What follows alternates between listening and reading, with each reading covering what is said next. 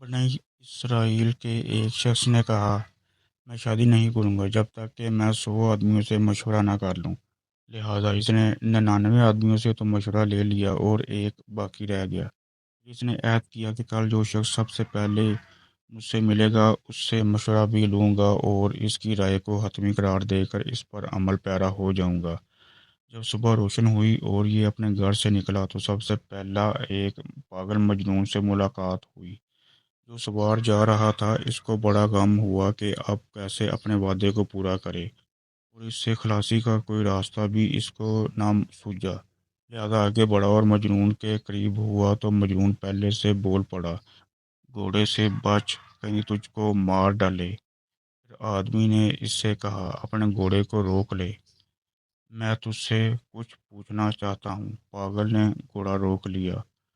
آدمی نے کہا، میں نے اللہ سے عہد کیا تھا کہ شادی کے سلسلے میں آج سب سے پہلے ملنے والے سے سوال کروں گا اور اس کی بات پر عمل کروں گا۔ تو سب سے پہلے ملا ہے، لہذا تو ہی مجھے مشورہ دے کہ کس طرح شادی کروں۔ مجنون نے کہا، عورتیں 3 طرح کی ہیں، ایک تیرے لیے نفع مند، دوسری تیرے لیے نقصان دہ، تیسری دونوں کے درمیان۔ پھر مجنون نے کہا، گھوڑے سے بچ، کہیں تجھ کو نہ مارے۔ یہ کہہ کر جانے لگا تو اس شخص نے سوچا، میں نے تو اس کا مطلب پوچھا ہی نہیں، لہذا پھر آگے جا کر مجنون کو روک لیا اور کہا، اپنے گھوڑے کو روک لے۔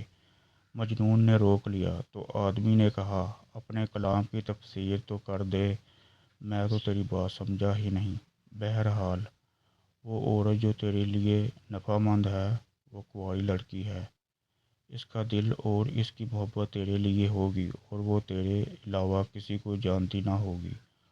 اور وہ عورت جو تیرے لیے نقصان دہ ہے وہ عورت ہے جو غیر کنواری ہے اور بچوں والی ہو، وہ کھائے گی تیرا مال لیکن روئے گی پہلے شوہر پر۔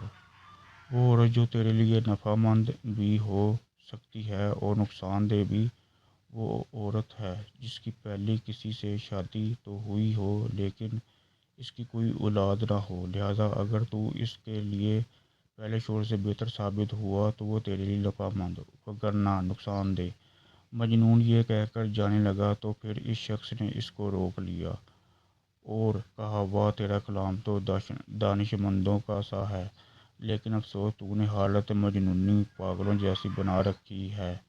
تو مجنون نے کہا، بنی اسرائیل کا خیال مجھے جج بنانے کا تھا تو میں نے انکار کر دیا، انہوں نے اصرار کیا تو میں نے اپنے آپ کو مجنون بنا لیا اور ان سے چھٹکارا پا لیا۔